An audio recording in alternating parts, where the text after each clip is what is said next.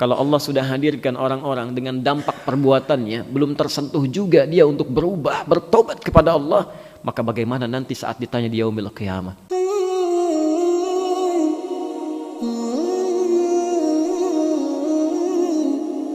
Kita itu umat yang sangat lembut. Rasulullah mengajarkan berbagai kelembutan dalam hidup kita. Karena itu beliau sallallahu alaihi wasallam disebut dengan nama Muhammad. 4 kali diulang di Quran. Jadi ada Muhammad 4 kali diulang di Quran, ada Ahmad cuma sekali terulang di Quran. Ya. Muhammad itu tidaklah disebutkan nama yang melekat pada pribadi yang mulia sallallahu alaihi wasallam kecuali menunjuk kemuliaan sifatnya yang terkait dengan makhluk. Jadi kalau di Arab itu ada orang punya sifat baik dengan sesama, Masya Allah. Itu kalau sifatnya satu saja, misal namanya Mahmud. Mahmud. Misal ada orang jujur. Nah, jujur saja, yang nampak jujurnya, sabarnya masih agak kurang. Itu Mahmud. Ya. Atau sebaliknya.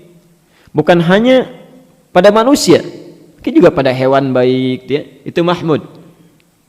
Tapi kalau digondakkan sifatnya menjadi bentuk superlatif, ada orang jujur, sabar juga, tawadhu juga, Masya Allah, ya, rendah hatinya, pemalunya, Masya Allah, itu berubah namanya dari Mahmud menjadi Muhammad.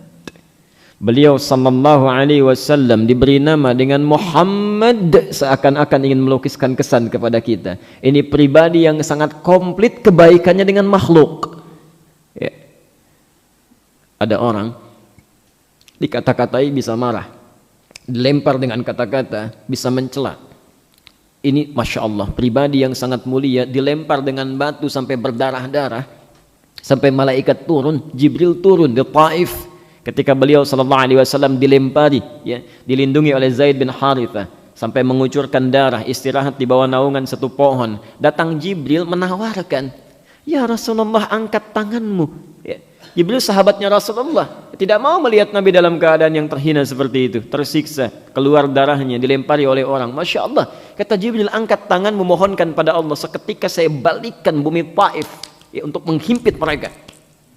Apa kata Rasulullah? Dengan tenangnya beliau menyampaikan, Muhammad, la ya Jibril, jangan.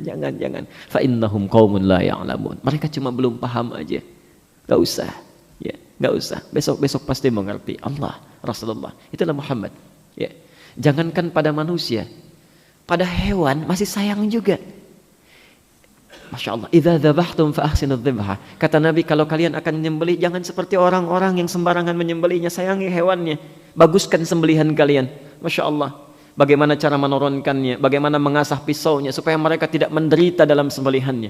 Jangankan pada hewan, pada tumbuhan masih diperhatikan. Ya. Dalam hal, bukan hal yang normal, dalam peperangan nih, yang emosi begitu memuncak, yang keadaan bisa saling tembak, saling bunuh, saling hancurkan tanpa rahmat di situ, dalam tanda petik, Rasulullah masih memberikan kepada kita aturan berupa rahmat. Jangan sakiti orang-orang yang tidak berhak.